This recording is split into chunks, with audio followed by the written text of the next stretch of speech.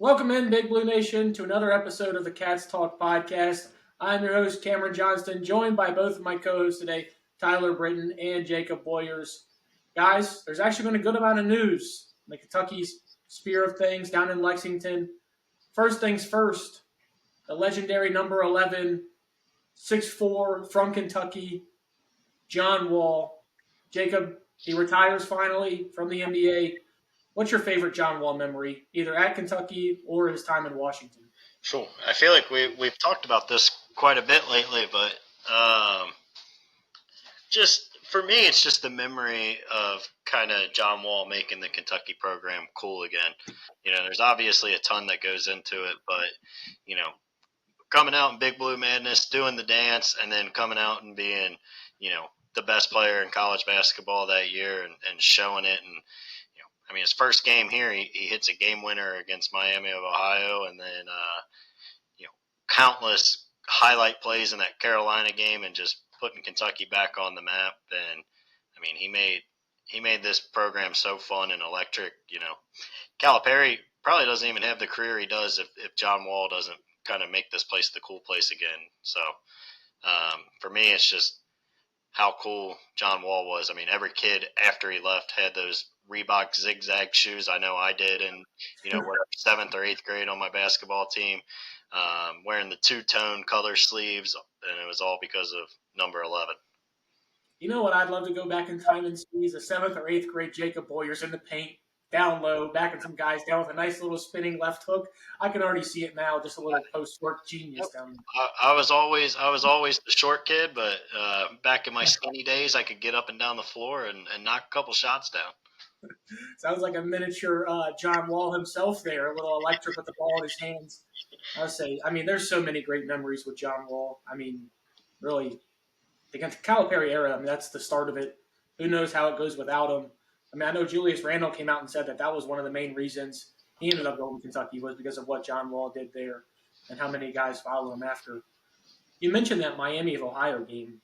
How in the world did we need a last-second shot from John Wall? Don't get me wrong, this was 2009, and I was 11 years old at the time, so I don't remember quite exactly.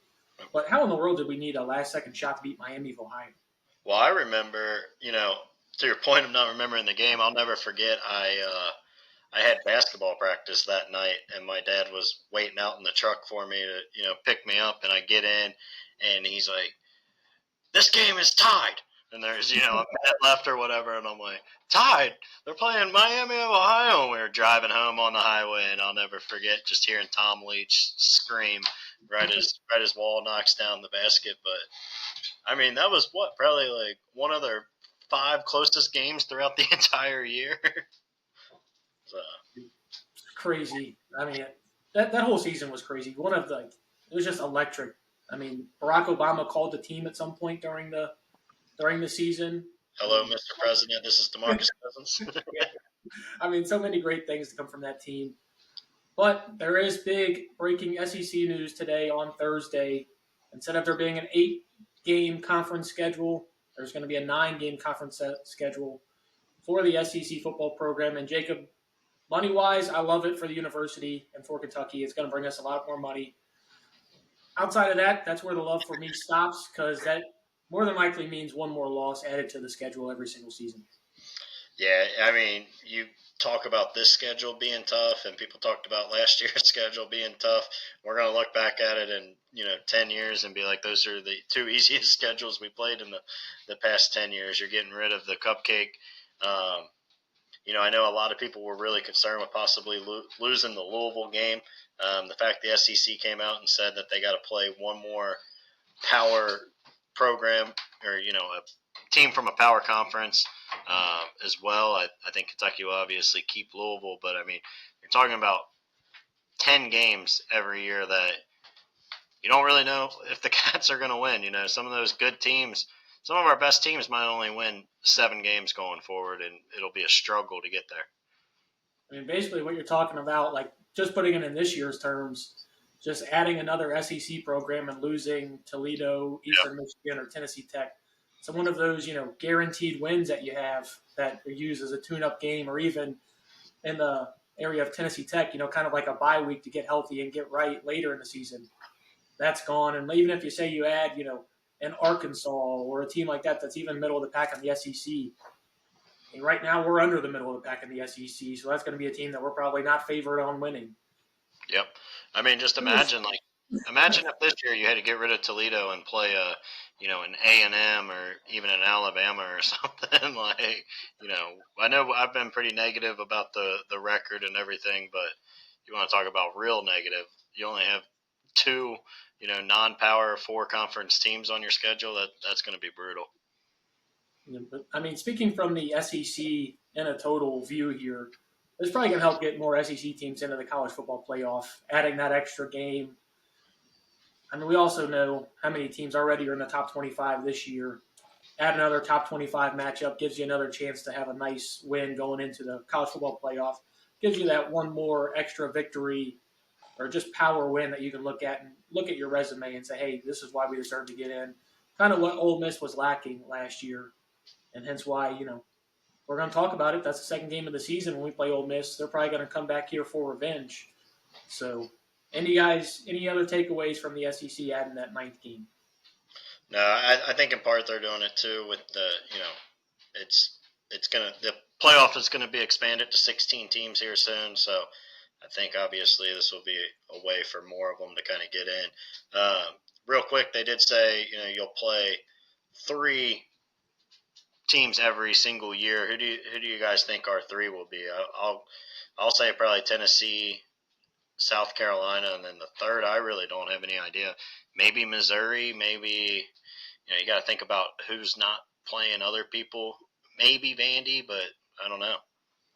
I mean, I don't even know if we technically do the East and West SEC anymore, if that's even still. Yeah, they won't. I would assume it'll be kind of like that. I assume it's say something like that.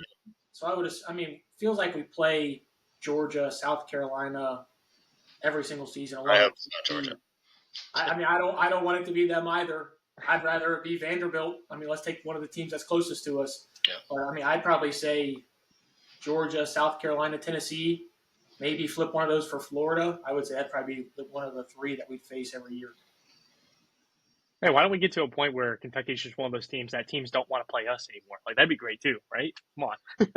Yeah, it would, but we went 48 last year, so let's. I would like to be 6'4" and skinny, but Yeah, we're doing this half marathon training, Warriors. If you want to join us, I ain't getting to that 6'4". Yeah, we are. If this was college football 25 or 26, we would desperately be rebuilding and going to the elite recruiter mindset. So we still got some time here, but hopefully, Mark Stoops is the guy to lead us back in that direction after he says and the entire staff says, well, 1 year blip. I personally don't see it as that. I see it as a 3-year blip. I know there's varying opinions of that because some of the older fans remember this team when they were constantly going 2-10, 4-8, so a 7-6, 7-5 season was good for them. I've personally been disappointed by each of the past 3 years. I don't know what you guys think, just when it comes to the comments from the coaching staff on this being a 1-year blip. What you guys think on that? Yeah, I think we've talked about it, at length multiple times. But I mean, briefly, I'll say, I agree with you in the fact that I don't think it's been a 1-year blimp either. I think, you can kind of see this program getting away from Mark Stoops now. It does feel like with the discipline and other things around, he is kind of reeling it in. For me, it was never necessarily the record, right? Like, there are a lot of times you can say 7-5, and I think, that's a heck of an accomplishment for Kentucky, even 6-6. But when you're kind of, we got passed by the teams that Mark Stoops has built us to be better than, right? When he got here, obviously, we passed Vandy. And then from there, we started to consistently beat South Carolina. We got to a point where we either beat or played close Florida every single year. The next step was kind of that Tennessee. You played at Georgia for a couple times where, in October, if you win it, you're first in the SEC East. So I just think from that to you get your tail kicked by South Carolina multiple years in a row. Eli Drinkowitz is killing you at Missouri, and you've lost 2 of the last 3 to Vandy. I think it's more than just a 1-year blip, even though they did make some bowls and, go 7-5 in a couple of those seasons. I think it was handful of the other factors that I think led to so much disappointment around this program. Yeah, completely agree. Tyler? Yeah, I'm kind of excited to see what we can do turning around the team this year. Just giving some thought over the last few days.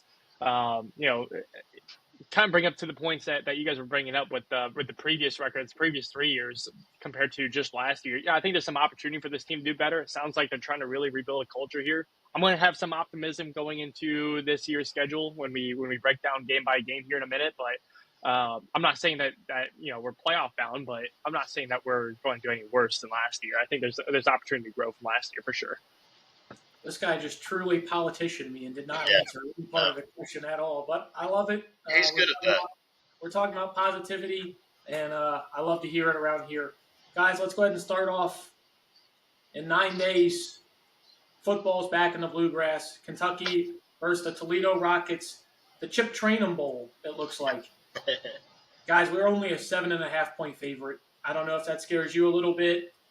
Obviously, I'll go ahead and start off here. I have the Cats winning, and I'm going to have them covering that 7.5-point spread. I just don't think that they come out there. They've heard the negativity. They've heard everything the offseason. Even if they said they haven't, they've heard everything that's surrounding this football program. Toledo is a pretty good team. There's a good chance that they are the non-power conference team that gets invited to the college football playoff. With that being said, I still think Kentucky at home, opening weekend, they find a way to beat Toledo and cover the 7.5-point spread. Yeah, I'll tell you, if they cover that 7.5, I'll feel pretty good. Honestly, for me, this is just a game you win. I don't care. I'm not going to be disappointed if they go out there and they kind of win on the last second field goal, to be honest with you guys. You have to win this game if you're going to have, obviously, any type of success for the season. But you mentioned it, Cam, like Toledo is really good. And they know if there's going to be a world where they, go 11-1 and sneak into the college football playoff as that non-power team, like they got to beat, a Kentucky. So there's a world where, both of these teams are playing for a ton there week one. But I do expect Kentucky to win. I'll say Kentucky wins by exactly a touchdown, and depending where that line finishes at, they don't cover. But I'll say Kentucky wins, and you just kind of have to. I'm going to be interested to see how this offense performs. But I'll say Kentucky wins like 24-17, somewhere in that ballpark. Score prediction already, man. Throwing it out there. Let's get after it. I was going to wait for next week to get that from you, but I love it. I'm going to take the next week or so to figure out. I'm going to change my mind in a week, so. I've already got you locked in. I've got you locked in. Tyler, what do you got for week one for the Cats? Well, Cameron, I'll be honest too. I have my score predictions already, but as you know, I won't be here next week, so I'll go ahead and give mine this week, and you go ahead and mark me down for them. I have a little more optimism going into this game. I do think that if there's a trap game on our schedule that is not in our favor, then this one's the trap game for sure. Toledo just seems to find a knack to beat these Power 4 conference teams randomly. So hopefully it's not us this year, but look, we have an 81% chance to win this game, almost 82% chance of winning this game. Cam, I know you hate that stat, but I was hoping we could get past this entire season without hearing the percentage chance to win this year. And he brought it up 9 days before the season started. I know our last 5 games of the season last year weren't in our favor, but Toledo last year lost to Akron and Ohio U, and we absolutely demolished Ohio U. So I definitely have my optimism. My score going into this is going to be a 31-17 win. I think we come out swinging. We have a bunch of new guys. I don't think there's a lot of film on our overall roster that's going to be out there. So I think it gives us the edge going into Toledo or Toledo coming into Kentucky for a home opener win. I would love it. I'm picking them to win. I do want to say, last year, they took the belt to Mississippi State. Now, granted, Mississippi State was awful last year, and they're supposed to be awful this year. Mississippi State's only projected to win one less game than we are, and they beat them last year 41-17. So like Jacob mentioned, like you mentioned, Tyler, this is the game that the Cats have to be up and ready for. This can't be, those traditional Mark Stoops week one game where this team just kind of like sleepwalks in, doesn't really show up until the second half, and then starts to get going. All right, so we've all got them starting 1-0. I think everybody would be pretty comfortable with getting that win at Toledo, even if we aren't over the moon about it. Then Ole Miss comes to town. We already mentioned Lane Kiffin's going to be scratching to get back at Mark Stoops after keeping him out of the college football playoff last year. Jacob, I'll go ahead and start with you on this one. Ole Miss travels to Lexington. Who do you got winning this one? Yeah, this is one, honestly, I've kind of gone back and forth, not necessarily, for a win or loss, but like part of me is pretty scared about this game. I know, we've said Ole Miss isn't going to be near as good as they probably were last year. We talked kind of in length about them last week. I just think pretty much a whole off season of Lane Kiffin, feeling that embarrassment last year. I kind of feel like he's going to come out and want to prove a point and drop as many points on Mark Stoops as he can. So I do think Ole Miss wins. I think Kentucky's honestly going to probably have a hard time staying in it, and I think Ole Miss kind of wins pretty easily. All right, Tyler, throwing the ball over to you. What do you got? Yeah, I'm going to go with you guys here. I think that Ole Miss is going to find a way to win. This is the revenge game. We stole one from them last year. Good old Lane Kiffin with his flop scheme is just going to come out and it's going to somehow bite us there at the end. I have it a close game actually. I still feel like it's going to be a close battle. I have us losing 24-20. I know this guy. We're like 3 weeks out from this game, and he's got score predictions for every single Put game. money on the spread already. Yeah, is there any reason why you're already going score predictions and everything so early in the season? I just have good confidence in this team. I know what we're going to be doing. I think you guys will be generally surprised in some of the score predictions throughout the year here, and how accurate they're going to be when we get to the game. Well, good confidence. You did just have them losing, so I mean, it's not too much confidence, but I'm going to take a different route here from you guys win this Ole Miss game. I really just don't think this Ole Miss team is going to be anything that Lane Kiffin has had down there in Oxford over the past couple seasons. But, Jacob, I do like a point that you bring up. If there's going to be a game where Lane Kiffin overperforms this year and Ole Miss overperforms and really just plays out of their mind, I think it's going to be this game. I mean, if you think about the Ole Miss Kentucky games, even over the past 3-4 years, each one of those are usually one score, and they've tend to have gone Ole Miss's way. Kentucky finally got one down there in Oxford. I agree with you. If Ole Miss is going to win this game, I think it's going to be a blowout, and Kentucky fans are going to be leaving Kroger Field at halftime. But with that being said, I think the way that Kentucky's going to play football and the way that Ole Miss is going to play is just not going to be a good matchup for Ole Miss. And I think the Cats are going to start off 2-0 here, get a win against Ole Miss, back-to-back against Lane Kiffin, and it really starts to get his seat hot down there in Oxford. If Kentucky does win, that seat for Lane is heating up, and that's really all Ole Miss fans talk about last year is like, how did we lose to Kentucky? A team, we were their only SEC win. That was the game that kept them out of the playoffs. I just think Lane's going to have so much to prove in that game, and I would just find it hard that he doesn't get that one for them. Yeah, mine is more not even an indictment on Lane. It's more just the talent on the team that I think he has. I mean, they're losing a lot of pieces. They lost Trey Harris. They lost Walter Nolan, the defensive tackle, Princely Umamlielen, who Tyler tried to make sure he was still on the team for this year. I mean, they just lost it. Jackson Dart. I mean, they lost a lot of guys. I just think it's a lot to put on. That's going to be Austin Simmons' first career start in the SEC. I think it's a lot for what's going to be a true sophomore. I just don't think they'll have it in them. I got them 2-0. You guys both have them 1-1. Eastern Michigan comes to town. Good thing we don't have to go play them on that gray field. That gray field is just an abomination. It's the worst looking thing I've ever seen. We were supposed to go there. Well, I'm glad we're not. We bought out of it, but I mean, we originally were scheduled to go to East Lansing. Yeah, the state of Michigan sucks. I mean, everything about it sucks, if I'm being honest. I got Kentucky winning this game pretty easily. This is going to be their biggest win of the season. Yeah, not a whole lot to kind of talk about here, but I think Kentucky obviously gets this one. I mean, look, Eastern Michigan is always a lower tier team, especially you're talking about the MAC. They went 5-7 last year as a record. I don't think there's a prayer that Eastern Michigan wins. And look, I played on that field. It is not a great field. It was back when it was grass. It was not great then. It didn't get any better with the gray field. So I know they're not playing there, but there's no way they're practicing to play well. Former collegiate athlete Tyler Britton. All right. Yep. So He was so confident in that I actually think now Kentucky might lose. yeah, usually. Score prediction, 42-10 on that. All right, enough of the score predictions. Too early in the season. All right, guys. So I've got Kentucky starting off 3-0. You guys both have them at 2-1. Then we go at South Carolina. Getting the meat of the schedule. We're going to get to it here because this is a tough 3-game stretch here. Going to South Carolina, going out to Columbia, I don't see a way in which this team's going to be able, first off, to keep Dylan Stewart off of either quarterback, whichever one is going to be at that time. Jake, I know you're really riding this Cutter news that we've been hearing a lot lately.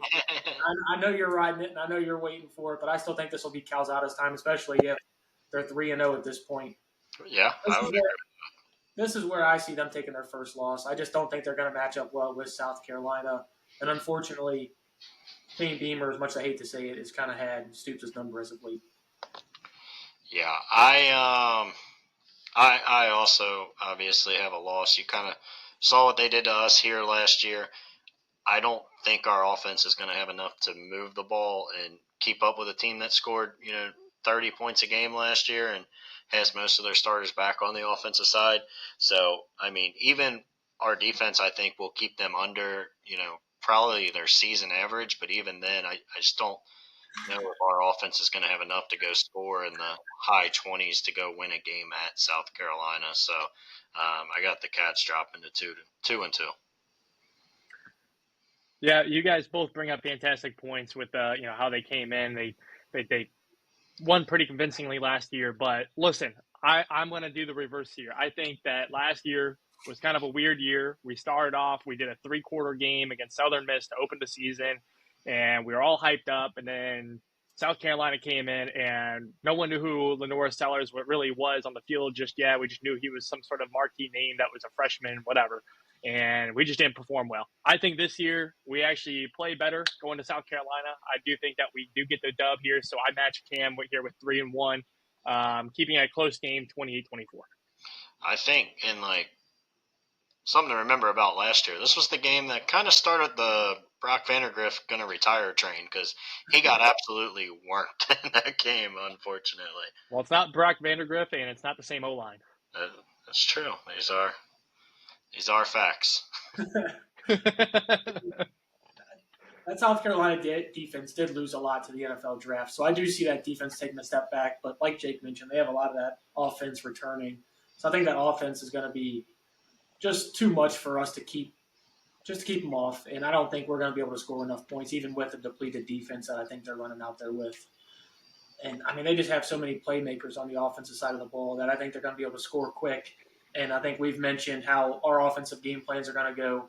We're not really planning on scoring quick with a lot of explosive plays. We're trying to be meticulous in moving the ball down the field. So I just don't think it's a good matchup. But this is one I'd obviously love to be wrong on. Absolutely. You kind of mentioned the meat of the schedule here. A 3-game stretch, man, where you go at South Carolina, at Georgia, and then Texas at home. Who at the SEC was looking at it and they were like, you know what? Screw the state of Kentucky. Here, how about South Carolina, Georgia, and Texas? Let's see if you can fight through that, fellas. Yeah. I know I've said a lot. I don't think this schedule is as tough as people act like. But I will say this 3-game stretch is – it's by far the 3 hardest games on the schedule, and you got them back to back to back. So this is the one stretch I will listen to people complain about the schedule a little bit. Well, I'm going to complain about it right now. You just heard it there. I know we have a bye week sandwiched in between one of these, but still, even then, Stoops doesn't perform well off a bye week, so that might not even be a good thing for us to have that bye week moved in there. At Georgia, we just don't perform at Georgia. Georgia at Kroger Field, we usually keep it close and keep it, competitive, and somehow usually find ourselves in that game. At Georgia, we just get our tail waxed no matter how good our team is. I remember that 2021 team going down into Georgia. Those were times where you can still find screenshots of ESPN analysts putting Kentucky into the 14 playoff at the time. and you're like, oh man, this is the year, and we go down there and we get rolled.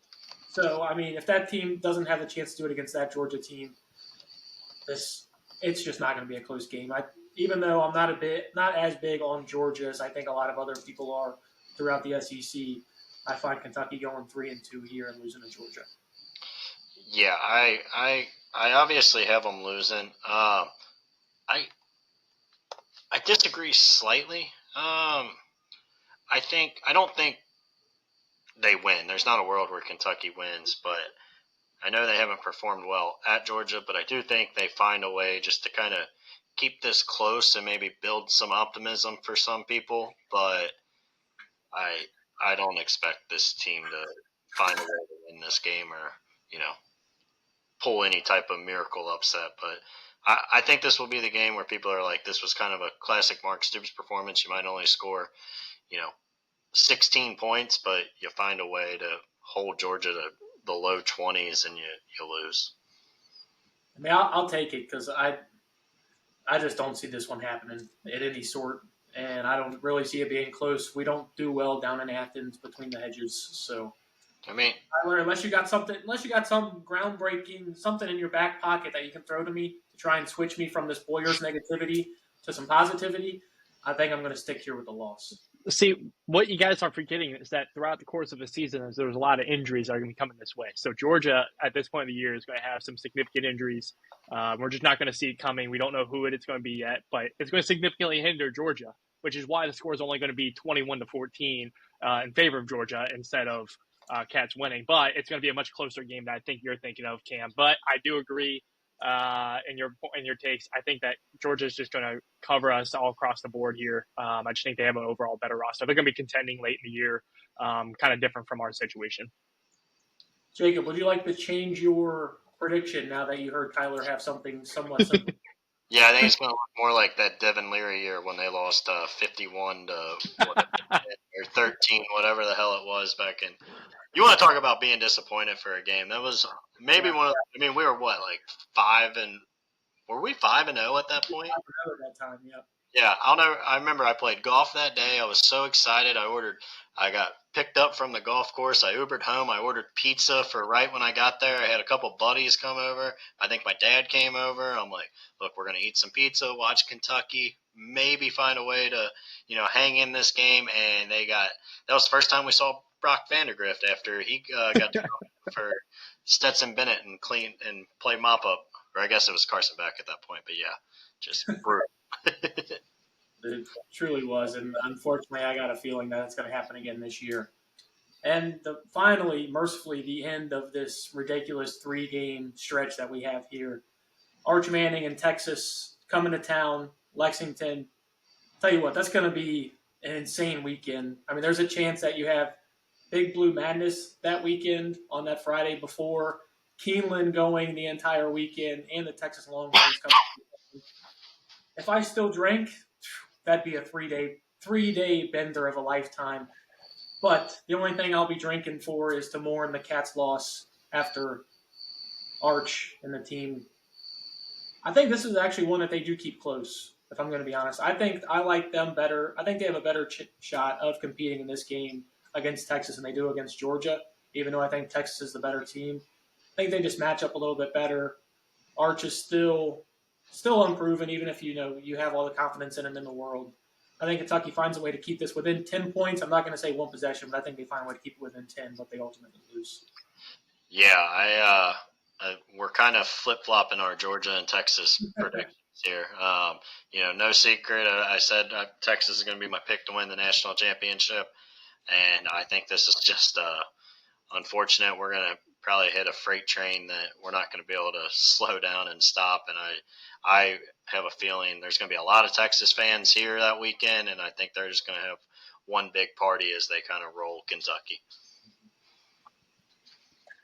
Yeah, boys, I'm on the same page with you again, actually. 35-10 is my score prediction, unfortunately. And I think it's just the combination of Arch Manning and the talent that he's going to have around him. I think the only real question mark that they have on offense is going to be that O-line, just losing a lot of leadership there to the draft. But I think they'll bounce back overall as a team, as a unit. It's going to be really tough for Kentucky to match up. Again, another team that I think is going to be competing late into the year. We forget that this team was maybe a player or two away from being in the national championship themselves. So, Yep, completely agree. I think they'll manage to keep that one somewhat close. I'm not saying it's going to be something where you ever think they're going to win the game, but maybe a late score to keep it within 10 points, something of that nature. All right, guys. And unfortunately, the 3-game losing streak that I have for the Cats, Jacob, you also have a 3-game losing streak as well. Tyler's only got him with a 2-game losing streak going into this game, but we got to face the Tennessee Volunteers, in which just seems like we never have any luck beating this team. We do have them at home. Usually helps a little bit, not playing them down in Neyland. And while I do think this Tennessee team is going to be a lot worse than they were last year and just previous years in general, I think it's going to be a real close game. I think it's going to be something that comes down to either a field goal or a touchdown, a late score like that. Unfortunately, I just think this is going to be one of those games where you look back and you're like, man, we had so many chances and opportunities to win this game, and we kind of just found a way to lose. Unfortunately, that's kind of what I think is going to happen with this Tennessee game. Yeah, this is kind of a game where, like, if you have some confidence in Kentucky, you can easily say, like, this is going to be a game you win. I know they haven't put a timeout, but I think they said it would either be, like, either the 3:30 or 4 or the night game. You get Tennessee at home. I just unfortunately can't pick Kentucky to beat Tennessee because we never beat Tennessee. And, even the years where they're not very good, which this team I don't think is very good. I mean, maybe our best team ever in the 2018 team still went and played a very bad Tennessee team and lost. I can't pick us to beat Tennessee, so I'm going to say Tennessee wins. yeah, I'm going to be on the same train here. This is a tough one. This is the first game where I have Kentucky going into going 3-4 here. So now we're in a losing category overall as a record here. But I think it comes down to 3 key components here for this game. I think overall I'm looking at Tennessee's run game going against Kentucky's front 7. I do see that being competitive, so I don't necessarily see that as the nail in the wall there. The turnover battle and finishing drives, I do see Kentucky actually be better in that category this year versus last year. Is that going to be enough? And then I think the third thing that is going to overall decide this game is Kentucky's overall offensive production for this year. Unfortunately, I just don't see getting it just enough points to beat Tennessee, even with all the changes that they have. I just think that we fall a score short of winning this game, even at home. This would be one that this could be where the season really changes, because think about it, if you take care of business those first 3 games, even with the next 3 that you have, come out at 3-3, I think you're still feeling good about the team, even though you've lost 3 straight. That Tennessee game, I think it's really one to where the wheels could fall off, or that's where you could really start getting some momentum and going towards the easier part of the schedule if it has one. So I think this is going to be a huge game for the Cats. This is where they can take off and just be a lot better than everybody thought they could be, or it's one of those games that it just proves this is a Kentucky team that we expected, and that's why their over/under was 4.5 wins for the season. All right, guys, at Auburn came here last year, could have won that game, and for that reason alone. Just kidding, not that reason alone. A lot of it's because Hugh Freeze is spending more time on the golf course than Jacob Boyers back when he used to work at DeVue. He's spending more time out there. Exactly. He's out there all the time. But Auburn did have a really good transfer class, but I don't trust anything Hugh Freeze does or is doing, whether that's on the field or off the field. I got Kentucky winning this game. They should have beat them last year, and that was at a time where Kentucky was playing very bad and very just out of control with guys not playing, not showing up, doing stuff like that. I think Kentucky finds a way to beat Auburn. It's the record back to 500, at least for me, at 4-4. Jacob, can I get you in the positive mindset here? This is the one. I do have Kentucky winning this one. Hopefully I'm wrong about a couple of these games prior, and they can then come in and win this one and get to 500. But as somebody that was assigned to kind of deep dive into Auburn last week, I just don't think this is a very good team. And I know you go there, and on paper they're probably more talented than Kentucky, but I just think it's a team that's going to struggle a lot offensively, and this is the kind of game Kentucky matches up, I think, pretty well for. They're not going to have to go out and score, in the high 20s, low 30s to go win this game. I say that, and then Auburn will come out and drop 40 on us. But I just think this is a game where if you just kind of don't turn the ball over, run the football like this team's going to want to do, and play some defense, this is one where I can see Kentucky getting back in that win column and finally snapping that 4-game losing streak I had them on. Yeah, I think you guys bring up some interesting points. I look at this game as kind of like what I alluded to earlier with the Kentucky-Toledo game, where I said Toledo could be the trap game for us in the terms of the games that we're supposed to win. I think that Auburn, we're the trap game for Auburn in this case. You look at Auburn and some of the weaknesses from last year with their offensive inconsistencies and their red zone efficiency problems. That's what cost them late in the year this year. I do, however, have them kind of covering that this year against us, and so it's going to be a very tough battle. I think the home field advantage ends up doing it for Auburn. Auburn wins this game in a very close game, 24-25. Jacob, I can just say something to you here. Now I'm relieved because I was thinking there was going to be a clean sweep around the board, 3-3, and I was like, all right, that's a guaranteed loss now. So with Tyler taking the loss there for Auburn, now I feel great about this Auburn matchup, and I think the Cats will find a way to win. Tyler, you mentioned the trap game you thought there for Auburn. I think that's what this is for Florida the following week coming into Lexington. They're playing Kentucky later in the season than they have ever, and it's sandwiched in between playing Georgia and Ole Miss. I think if there's a game that Kentucky's going to steal, that I'm going to pick them to lose this game just because as of right now, everybody's healthy down in Florida. Well, this is a game that, it's week 6, week 7. DJ Lagway's not playing for whatever reason. He's injury prone as is, like every other Florida quarterback ever, it seems like. Anthony Richardson, shout out, sit on the bench on Saturday. Jacob, first off, 4th overall pick on Anthony Richardson. It's a joke. It's a joke. And this guy says he's not going to play in the preseason game on Saturday because he didn't win the job. This guy's a clown. All right, but back to this. Vito Tisdale said it best real quick before we move on. That boy is hot dog water. Cam Newton, that boy is hot dog water. I completely agree with you there. I'll tell you what, I'm going to, just for my schedule predictions, because I didn't want to go too over the top in positivity land, I'm going to take this one as a loss for the Cats. Well, this is one, like I said, if we got to week 6, week 7, and we're looking at the schedule, looking at the depth charts of who's, on the injury report and things like that, I think there's a real chance Kentucky can win this game, especially with Florida having to face Georgia right before us and Ole Miss right after. Could be one of those games that's overlooked. This is the game for me that I think the entire Kentucky season is going to come down to. I am going to pick Florida in a close one, but this is the game that it's obviously a winnable game. You got them at home. The Lagway injury concerns, you're getting them in November. It's going to be a little cooler up here. This is the game that's going to be, in my opinion, the difference between, 5 and 7 and then, going 6 and 6 and making a bowl.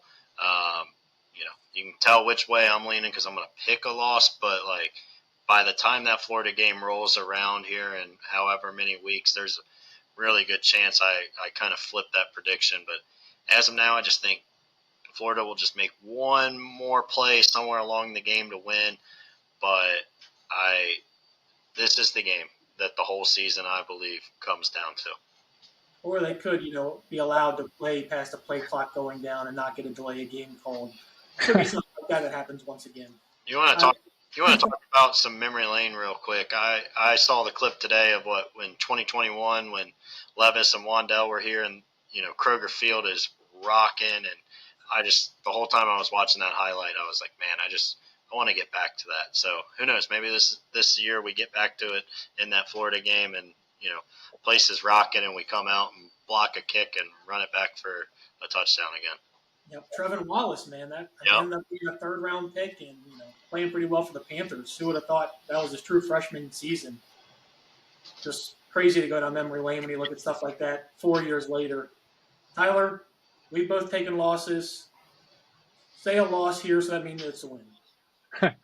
Yeah, this is a very interesting game here on the schedule because on my schedule, this is following a 4-game lose streak. They're now sitting there at 3-5 coming into this game, and I'm actually going to use Boyer's prediction at some point. This is where the team starts to panic a little bit, and I say, hey, you know what? Put Cutter Bully in. It's deja vu all over again. We're putting him in against Florida. And what does the offense do? They do something different. It seems magical at times, and then other times you're like, well, what are we doing? I just don't think it's going to be enough. I think I think it will be a battle. It'll be an opportunity for Kentucky to sit there and say, hey, this is our home turf. We want to change our season around, but I don't see us winning this game. I see a very close 18-17 in favor of Florida. We end up at 3-6. I genuinely have no idea where you're pulling these Yeah. numbers.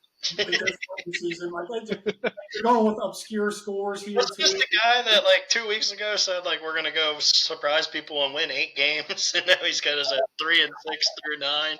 That wasn't my season preview. That was yeah. Here at this point, you're about me being Mr. Negative, Cam. I think might be someone on this podcast that's been pulling our leg all off season. Well, I'm realistic. If he's negative about this next game, then we really got to talk to you. Kentucky's got Tennessee Tech coming in, and I know I said earlier that Eastern Michigan's probably going to be their biggest win. I spoke wrong. It's going to be this Tennessee Tech game. Kentucky's just going to roll, even if they are playing horrendous at the time, even if they are, like Tyler has them going on, a 5-game losing streak at that point. Even if they are doing that, they're still going to find a way to take care of Tennessee Tech. I think this is a win, and a win by a mile. Yeah, I'm not going to pretend to know a lot about Tennessee Tech other than they're not a very good football team, at least when it comes to, the power forward level. I think Kentucky, even if the season is off the rails and you've lost to Toledo and you're coming in with, one win, you get this one pretty easily. Well, this way, if you're coming in with one win and you're seriously concerned about this game, then Stoops is actually on the hot seat. Well, absolutely. But I'm just saying, regardless of how the season goes, I don't care if we're playing all second and third string guys. We're going to take care of Tennessee Tech. Look, I'm not gonna lie. I was looking at this Tennessee Tech team, and maybe I got the Tennessees confused because I had Tennessee Tech last year finishing the year 5-game win streak, and I got worried.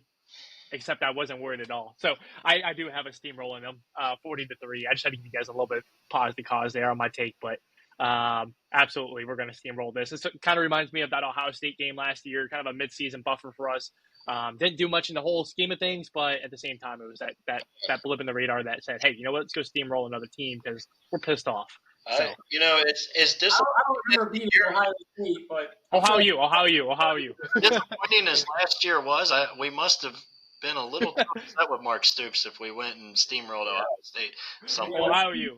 Steamrolled Ohio State and beat Ole Miss. My alma mater, not the team not the school I wanted to go to, the school I actually went to. All right, guys. So I've got Kentucky with 5 wins coming into this game against Vanderbilt. 2 games left in the season. At Vandy, down in Nashville, a place we all know and love very well, but not because of the University of Vanderbilt or Vanderbilt University, whatever they call themselves, whatever the hell a Commodore is. Who knows?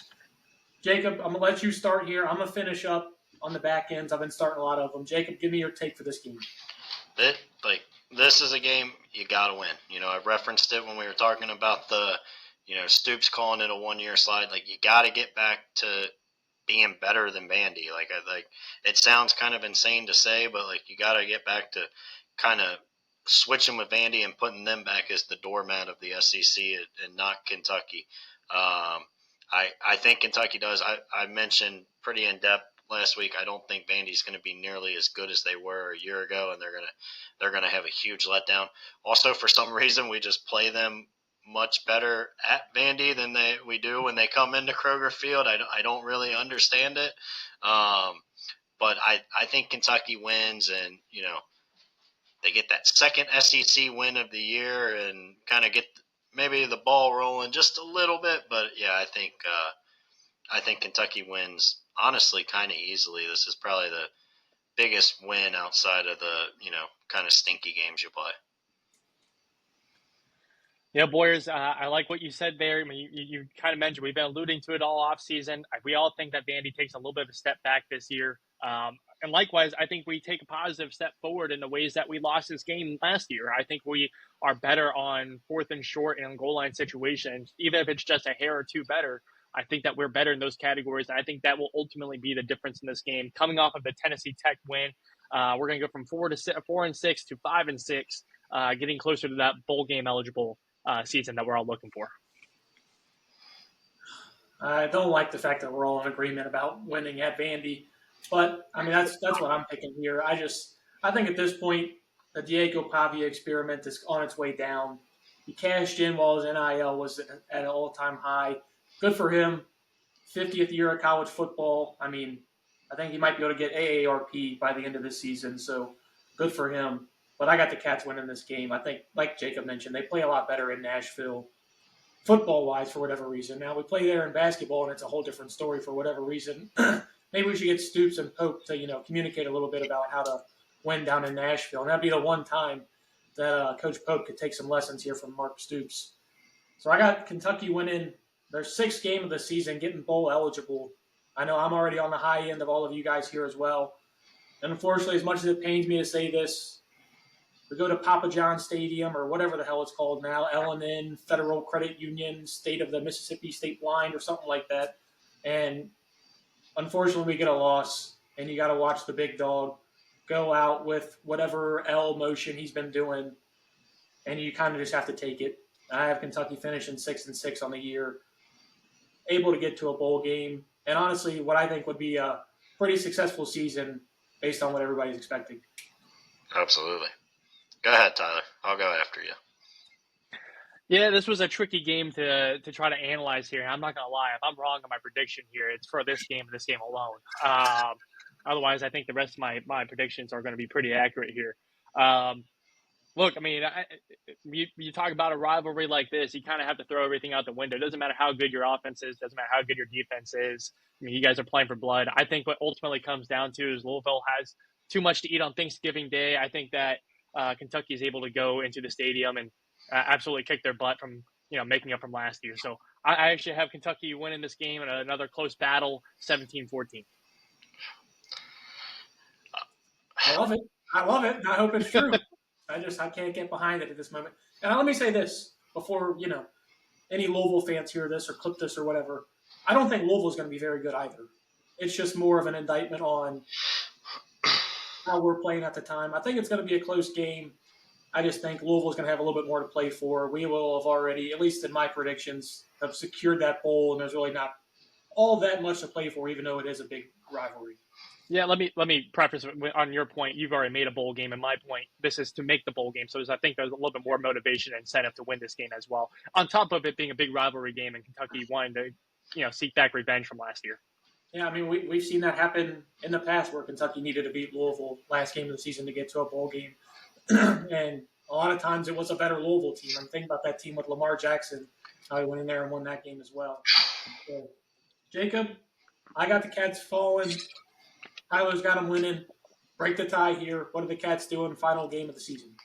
There's also a very real world, not because Louisville, I think, is going to be great or anything, but there's a very real world they're coming in playing to go to the playoff. I mean, you look at their schedule, they play 3 ranked teams all year. They find a way to win one of those. They could, be sitting there at 9-2 coming in ready to go to the playoff. I've been the most negative person on this podcast, and it's not even close. But God damn it, Cam, there is no way in hell I will ever pick Louisville to beat Kentucky. It's L's down forever. The big dog, little dog. We're going to come in. I never thought there would be a world I would talk myself into 6 wins with this team. And in part, I think it is because of the, quote-unquote schedule. I don't think it's as bad as, we act like.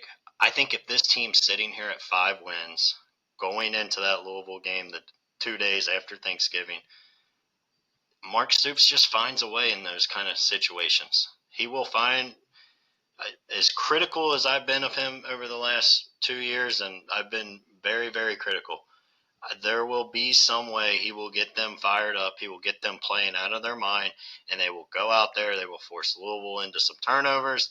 They will find a way to make a big play somewhere along the way on defense that sets them up to win this game.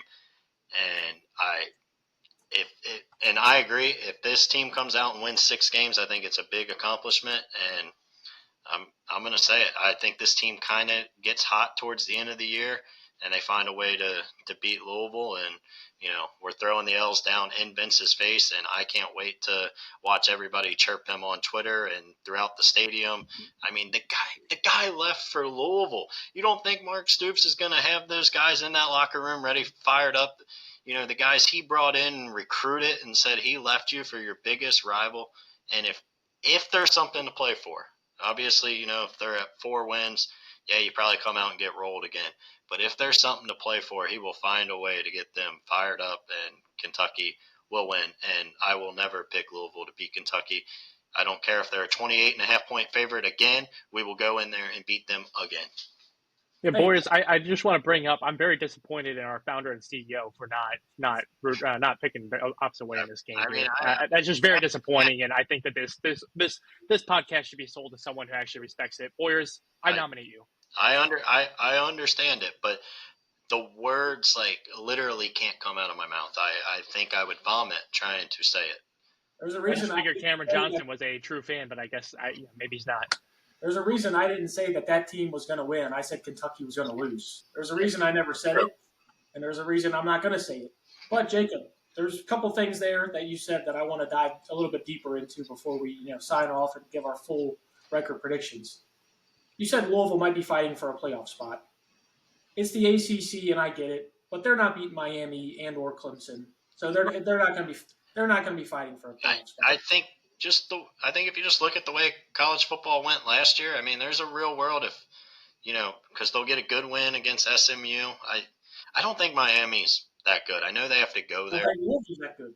I agree. I just think, but my point again was, I don't know. Who knows? I mean, I'm not saying 100% they're going to be fighting for a playoff, but how sweet would it be if they did come in at 9-2 and people were putting them as kind of that 11th, 12th team in, and then we kick them out.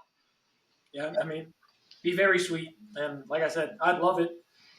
In a weird way, guys, we all took different paths to get here. Every one of us had this team going 6-6, which means this team's either going to be 8-4 or 4-8. They're not going to be anywhere close to our predictions. I mean, a month ago I had them at 3-9, so I think I've been my positivity. I've been feeding you for a month and a half to 2 months. You know what? The University of Kentucky needs to hire me to be a part of their PR team. Because guess what? You have people following me around. I mean, listen, Jake was the most negative person I've ever met for 2 months on this Kentucky football team. He was talking about hammering the under when it came out at 4.5. And now look at him. I've got him going a game and a half above the line. UK, that's all I'm saying. You want some good PR and some good publicity? I'm here. But, guys, all 6-6. We all have them taking different routes to get there. I just want to kind of go through, best case scenario for each of you guys, what you think is the ceiling for this team, and worst case scenario if things are to go wrong. I'm looking at my schedule right now, and I think best case scenario is probably 7-5. You flip that Florida game that I mentioned earlier, where I think depending on injuries or something like that, you could have that game flipped. So I'm looking at 7-5 as probably the best case scenario for this team. And then worst case scenario is probably, I got to say 4-8. I don't think there's a way this team only wins 3 games. I think even though, the talent has been traveled and there's a lot of older guys that are on a lot of different colleges and a lot of different stops, I just don't see this team winning 3 games or less. So I think the basement is 4-8, and I think the ceiling for them is 7-5. I've got them going somewhere in the middle there at 6-6. I agree with you on the ceiling. I think, kind of best case, this team gets 7. I think if you kind of look at how I predicted the season to go, maybe you find a way to steal either that Florida game or, Ole Miss earlier in the season. I already marked it down. Yep. But so I think 7-5 is kind of the best case. I mean, even at 6-6, I got them, beating Louisville and winning at Auburn. So I don't think either one of those things are, obviously Kentucky's not going to be the favorite in it. I do disagree with you on the floor because there is a world they come out and lose to Toledo week 1. I know we don't want to talk about it, and I know I'm starting to get my positivity wheels turning here. Don't relapse here. What are we doing? I'm not trying to relapse. I'm just saying there is a world that a lot of these transfers aren't as good as we think. We get extremely poor quarterback play. Knock on wood, I hope none of this happens. But, I do think that there is a world where this team only wins 3 games. I think we had piss poor quarterback play last year, and the offensive line was horrendous. And at the end, the defense couldn't stop the run. We were having to sell out to stop the run. And then we were getting beat by big plays, huge chunk explosive plays, and we still found a way to be 4-8. I agree, but I would argue Toledo is better than a Southern Miss. So they definitely are, but I also think this SEC slate last year, literally outside of that Ole Miss game, every single game went in the opposite direction. That Auburn game was close, and you had a chance to win. Don't get me wrong. Yeah, I've completely talked myself into getting off the 3-9 train. I'm just saying that. Don't relapse, man. I'm not. I'm just saying what I think the floor could be. I think the floor could be 3 wins, but I don't think it's likely to happen. All right, Tyler, give me the ceiling and the basement for this team. Don't be too negative. Jacob already tried to take me down a little bit there. I had a smile on my face. Positivity wheels are turning. I'm on the positive train, baby. 6. Well, I'll start with the negative, Cam, and I'll finish with the positive. How about that? And then we'll close up the pod here. But Tyler's going to have positive as 12-0. Absolutely. No. So I'll go with the negative. And to Boyers actually switched me because I was going to go with three wins, but I'm actually going to decrease that because he brought up a good point with Toledo being that wild card. If we come in, just a new roster, new quarterback, new everything, we just don't know what we're doing against Toledo. And Toledo, with a stable team right now, comes in and they do what they need to do to win this game.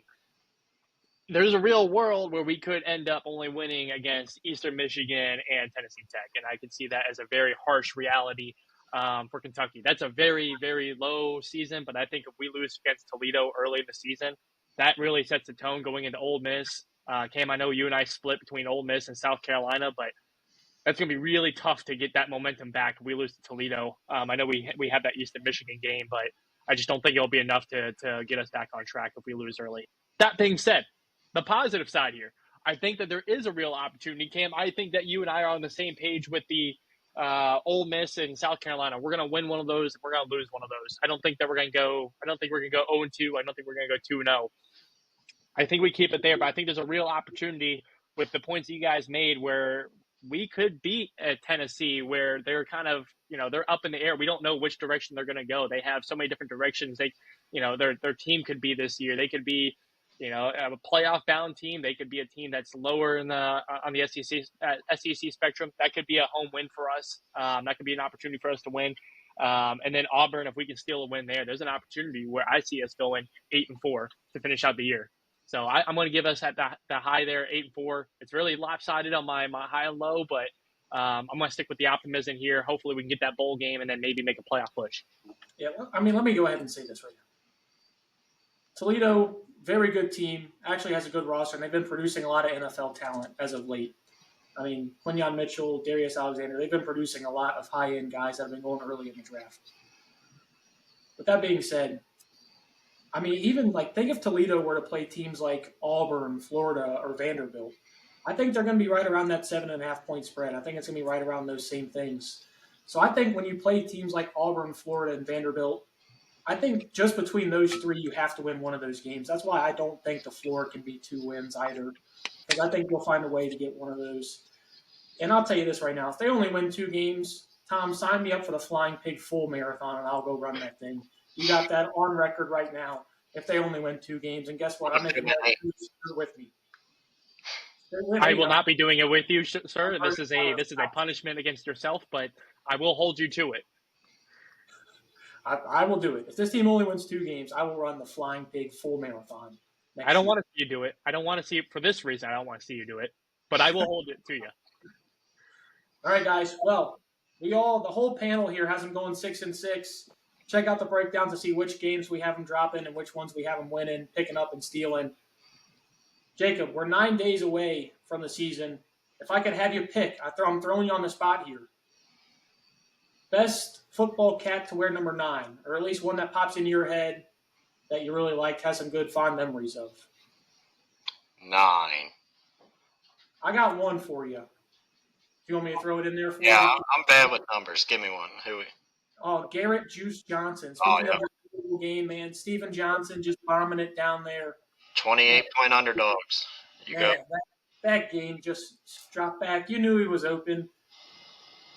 L's That was one of forever. the best days as a UK fan, and it wasn't even close. I'm right there with you. 9 days until the start of the Kentucky football season. We'll be back here on Thursday to preview Toledo a little bit more in depth, give you a little bit more of a breakdown on what to expect. Is Chip Trainum going to have a revenge game on us? I don't know. Check in next Thursday with us. Follow us on TikTok, on Twitter, on Instagram, and get the podcast wherever you can listen, YouTube, Spotify, Amazon Music, or iHeartRadio. We're everywhere. Guys, thanks for bringing some of the positivity. Everybody's got this team going bowling. And guess what? If they're going bowling, I'm taking you all bowling. Go Big Blue. Go Big Blue. Go Big Blue.